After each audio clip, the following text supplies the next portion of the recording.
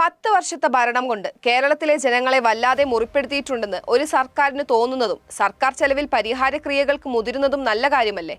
എല്ലാം ശരിയാക്കാമെന്ന് പറഞ്ഞവർക്ക് എല്ലാം അങ്ങ് ശരിയായില്ല എന്ന ചിന്ത വരുന്നത് നല്ലത് തന്നെ. തെരഞ്ഞെടുപ്പുകൾ വരുന്നതുകൊണ്ട് പാവം ജനങ്ങൾക്ക് കിട്ടുന്ന ഒരു വലിയ അനുഗ്രഹം. പിണറായി സർക്കാർ 2 പരിഹാരക്രിയകളാണ് പ്രഖ്യാപിച്ചിട്ടുള്ളത്: അയ്യപ്പ സംഗമവും ന്യൂനപക്ഷ സംഗമങ്ങളും. കേരളത്തിലെ ജനതയിൽ 54% വരുന്ന ഹിന്ദുക്കളുടെയും 24% വരുന്ന മുസ്ലിങ്ങളുടെയും 18% വരുന്ന ക്രൈസ്തവരുടെയും മുറിവുകളാണ് ലക്ഷ്യം. രാഷ്ട്രീയ ലക്ഷ്യങ്ങളോടെ നടത്തുന്ന 2 പരിപാടികളോടും പ്രതിപക്ഷം എതിർപ്പ് പ്രകടിപ്പിച്ചിട്ടുണ്ട്. അവർ ബഹിഷ്കരിക്കുന്ന മട്ടാണ്. BJPയും അതേ സമീപനം കൈക്കൊള്ളുന്നു. ന്യൂനപക്ഷ സംഗമത്തിനില്ലെന്ന് മുസ്ലിം ലീഗ് പറഞ്ഞിട്ടുണ്ട്. അധ്യാപക നിയമനത്തിലെ വിവേചനം പരിഹരിച്ചില്ലെങ്കിൽ സംഗമത്തിന് തങ്ങളില്ലെന്ന് ക്രൈസ്തവ നേതാക്കളും പറയുന്നു. അതുകൊണ്ട് എല്ലാ ഹിന്ദുക്കളും മുസ്ലിങ്ങളും ക്രൈസ്തവരും വിട്ടുനിൽക്കുമെന്നല്ല. ഇടതുമുന്നണിയുടെ ആൾക്കാർ എല്ലാ വിഭാഗത്തിലുമുണ്ട്. അവർ എത്തുമെന്ന് ഉറപ്പാണ്. ഏറ്റവും ശക്തമായ പ്രതികരണം നടത്തിയത് മതസൗഹാർദ്ദത്തിന്റെ സമകാലീന ആൾരൂപമായ വെള്ളാപ്പള്ളി നടേശനാണ്. അദ്ദേഹം പറഞ്ഞു, ജനാധിപത്യ മുന്നണിയിൽ മുസ്ലിം ലീഗും കേരള കോൺഗ്രസും ഉള്ളതുകൊണ്ടാണ് അവർക്ക് അയ്യപ്പ സംഗമത്തെ പിന്താങ്ങാനാവാത്തതെന്ന്. 2 കാലിലും മന്തുള്ളവൻ, 1 കാലിൽ മന്തുള്ളവരെ മന്തുകാലൻ എന്ന് പരിഹസിക്കുന്നത് പോലെയല്ലേ അത്? ഇടതുമുന്നണിയിൽ എത്രയാണ് കേരള കോൺഗ്രസുകൾ, എത്രയാണ് ലീഗുകൾ? വെള്ളാപ്പള്ളിയുടെ തള്ളു കേൾക്കുന്ന പത്രക്കാർ എന്തേ ഇക്കാര്യം ചോദിക്കാത്തതെന്ന് ആരെങ്കിലും ചിന്തിച്ചിട്ടുണ്ടോ? സർക്കാർ എത്രയൊക്കെ തള്ളിയാലും 2021 തെരഞ്ഞെടുപ്പ് പ്രകടന പത്രികയിൽ പാവങ്ങൾക്ക് വാഗ്ദാനം ചെയ്ത 2500 രൂപയുടെ പ്രതിമാസ പെൻഷൻ നടപ്പാക്കാതെ എന്തു പറഞ്ഞാലും ആർക്കും വിശ്വാസം വരില്ല. സർക്കാർ ജീവനക്കാർക്കും പെൻഷൻകാർക്കും കൊടുക്കേണ്ട ക്ഷാമബത്ത കുടിശ്ശികയ്ക്ക് വേണ്ടി സമരം ചെയ്യാൻ പോലും വേറൊരു സർക്കാർ വരുന്നതാണ് നല്ലതെന്ന് ജീവനക്കാർക്കെങ്കിലും ബോധ്യമുണ്ടെന്ന് മറക്കരുത്. സ്വന്തം ശക്തി കൊണ്ട് മാത്രമല്ല തെരഞ്ഞെടുപ്പ് ജയിക്കുന്നതെന്ന് നന്നായി അറിയുന്നവരാണ് CPM. എതിരാളികളുടെ ശക്തി ചോർത്തുന്നതാണ് അതിനുള്ള നല്ലൊരു മാർഗം. ജനാധിപത്യ മുന്നണിയുടെ പ്രമുഖരായ മുന്നണി പോരാളികളെ ആയുധമെടുക്കാൻ വയ്യാത്തവരാക്കുക എന്നത് നല്ല തന്ത്രമാണ്. മുന്നണിയുടെ കുന്തമുനകളായ യുവജന നേതാക്കളെയാണ് ഇക്കുറി നോട്ടമിട്ടിരിക്കുന്നത് എന്ന് തോന്നുന്നു.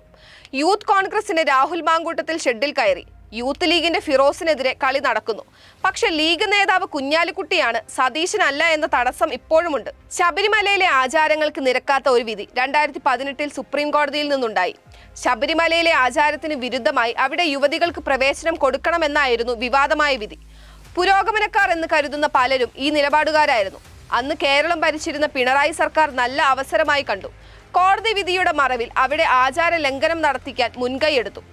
എന്ത് എതിർപ്പും നേരിട്ട് ശബരിമല ദർശനം നടത്താൻ മുന്നോട്ട് വന്ന ബിന്ദു അമ്മിണിക്കും കനകാദുർഗയ്ക്കും സർക്കാർ എല്ലാ ഒത്താശയും നൽകി.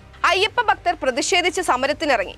വിധി നടപ്പാക്കാൻ ജനപിന്തുണ ഉണ്ടാക്കുന്നതിന് സർക്കാർ നവോത്ഥാന സംരക്ഷണ സമിതി ഉണ്ടാക്കി. കാസർഗോഡ് മുതൽ തിരുവനന്തപുരം വരെ വനിതാ മതിലുണ്ടാക്കി. ഇതിനിടെ 2019 ലോക്സഭാ തെരഞ്ഞെടുപ്പിൽ ഇടതുമുന്നണി ഭംഗിയായി തോറ്റു. അതോടെ കളി പാളിയെന്നും പരിഹാരക്രിയ ചെയ്തില്ലെങ്കിൽ അധികാരം നഷ്ടപ്പെടുമെന്നും മനസ്സിലായി. ആമയും മുയലും ഓട്ടത്തിലെ ആമയെ പോലെയായി കോൺഗ്രസ്. വിജയം ഉറപ്പിച്ച് അവർ ശരിക്കും ഉറങ്ങി. അതുകൊണ്ട് ജനാധിപത്യ മുന്നണിയിൽ ചോർച്ചയുണ്ടാക്കി പിണറായി 2021 നിയമസഭാ തെരഞ്ഞെടുപ്പിൽ കടന്നുകൂടി. പിന്നാലെ 2024 ലോക്സഭാ തെരഞ്ഞെടുപ്പ് വന്നു. CPMന്റെ പരമ്പരാഗത വോട്ട് ബാങ്കായ ഈഴവരിൽ വലിയ ചലനമുണ്ടായതായി തെരഞ്ഞെടുപ്പ് ഫലം തെളിയിച്ചു. എന്താവും കാരണമെന്നവർ ചിന്തിച്ചു. സർക്കാരിന്റെ കടുത്ത മുസ്ലിം പ്രീണന നടപടികളും 2018 സുപ്രീം കോടതി വിധി നടപ്പാക്കാൻ കാണിച്ച അമിത ആവേശവുമാണ് വിഷയമെന്ന് മനസ്സിലായിരിക്കും. CPM പരിഹാരക്രിയകൾ ആരംഭിച്ചു. കോൺഗ്രസിലെ ചിലർ കടുത്ത ആദർശവാദികളായി നിന്ന് പാർട്ടിയുടെ തെരഞ്ഞെടുപ്പ് വിജയം അപകടത്തിലാക്കുമ്പോൾ ഇടതുമുന്നണി തെരഞ്ഞെടുപ്പിൽ ജയിക്കാൻ എല്ലാം സൗകര്യപൂർവ്വം കണ്ണടയ്ക്കുന്നു. 2016 KM മാണിയുടെ ബാർക്കോഴ വിഷയമാക്കി തെരഞ്ഞെടുപ്പ് ജയിച്ചവർ 2021 ബാർക്കോഴ കേസിലെ മാണിക്കാരെ കൂടെ കൂട്ടി നല്ല അംഗീകാരം കൊടുത്തു. ശബരിമലയിൽ യുവതികൾക്ക് ദർശന സൗകര്യം കൊടുക്കണം എന്ന നിലപാട് മാറ്റി. നവോത്ഥാന പരിപാടി പരണത്ത് വെച്ചു. 3-ാം ഊഴം നേടുന്നതിനുള്ള കൃത്യമായ തയ്യാറെടുപ്പുകളിലാണ് കേരളത്തിലെ ഇടതുമുന്നണി.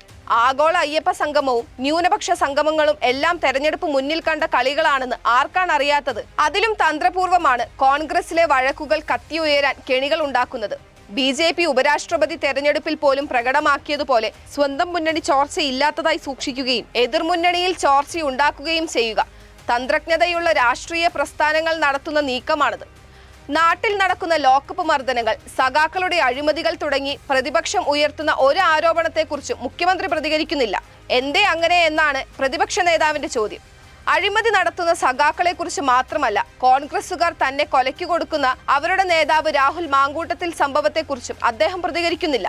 എന്താണ് മുഖ്യമന്ത്രി പറയേണ്ടത്? കേരളത്തിൽ ലോക്കപ്പ് മർദ്ദനങ്ങൾ ഇല്ലെന്ന് പറയാൻ അദ്ദേഹത്തിനാവുമോ? ഇനി അഥവാ കോൺഗ്രസ് സർക്കാർ വന്നാൽ ലോക്കപ്പ് മർദ്ദനം ഉണ്ടാവില്ലെന്ന് ഉറപ്പുണ്ടോ? കരുണാകരന്റെ കാലവും രാജൻ കേസും ജനം മറന്നിട്ടില്ലല്ലോ. അടിയന്തരാവസ്ഥ കാലത്ത് ജയിലിൽ കിടന്ന് എത്രയോ പീഡനം സഹിച്ചവനാണ് സാക്ഷാൽ പിണറായി വിജയൻ. എത്ര ലോക്കപ്പ് മർദ്ദന കഥകൾ വന്നാലും വിശ്വസിച്ച് കൂടെ നിൽക്കുന്ന പോലീസുകാരെ തള്ളിപ്പറയാനാവുമോ? സാക്ഷാൽ കരുണാകരൻ ചെയ്തിട്ടുണ്ടോ? ചാരക്കേസിൽ രമൺ ശ്രീവാസ്തവയെ സംരക്ഷിക്കാൻ നോക്കിയതിനല്ലേ കരുണാകരൻ പ്രതിക്കൂട്ടിലായത്? കരുണാകരന്റെ വിശ്വസ്തനായിരുന്നതുകൊണ്ടല്ലേ MGA രാമനെ മുഖ്യമന്ത്രി ഉമ്മൻചാണ്ടി കേരളത്തിലെ പോലീസ് മേധാവി ആക്കാതിരുന്നത്? രാഷ്ട്രീയത്തിൽ ഇതെല്ലാം ഉണ്ടായാലേ പിടിച്ചു നിൽക്കാനാവൂ. ഇല്ലെങ്കിൽ പല കാര്യങ്ങളും നടത്താനാവില്ല. കൂടെ ആരും കാണില്ല. ആദർശത്തെ വാഴ്ത്തുന്ന കുറെ പത്രക്കാരോ നിരീക്ഷകരോ കണ്ടേക്കാം. അവരാകട്ടെ അടുത്ത ഇര കിട്ടുമ്പോൾ അങ്ങോട്ട് ഓടുകയും ചെയ്യും. പിന്നെ തൃശ്ശൂരിലെ കണ്ണനും മൊയ്തീനും കാശുകാരായെന്ന കഥ. രാഷ്ട്രീയ പ്രവർത്തനം കൊണ്ട് സമ്പന്നരാവാത്ത ആരാണ് കേരളത്തിലുള്ളത്? മൊയ്തീനും കണ്ണനും രാഷ്ട്രീയ പ്രവർത്തനം കൊണ്ട് സമ്പന്നരായി കാണും. ഇല്ലെന്ന് മുഖ്യമന്ത്രി എങ്ങനെ പറയും? ഇനി ആരോപണം ശരിയാണെന്ന് സമ്മതിച്ച് അവരെ പടിയടച്ച് ഇറക്കി വിട്ടാൽ പഞ്ചായത്ത് തെരഞ്ഞെടുപ്പിലും നിയമസഭാ തെരഞ്ഞെടുപ്പിലും പാർട്ടിയുടെ കാര്യം ആര് നോക്കും? അവരെ ഇറക്കിവിടാൻ ഗ്വാഗ്വ വിളിക്കുന്നവർ വരുമോ? സത്യസന്ധമായ വരുമാനത്തിനപ്പുറം സ്വത്തുള്ള രാഷ്ട്രീയക്കാരെ കണ്ടുപിടിക്കാൻ ഒരു സമഗ്ര അന്വേഷണത്തിന് ആര് തയ്യാറാകും? നേപ്പാളിൽ പുതുതായി അധികാരം ഏൽക്കുന്നവർ പോലും അതിന് തയ്യാറാകുന്ന ലക്ഷണമില്ല.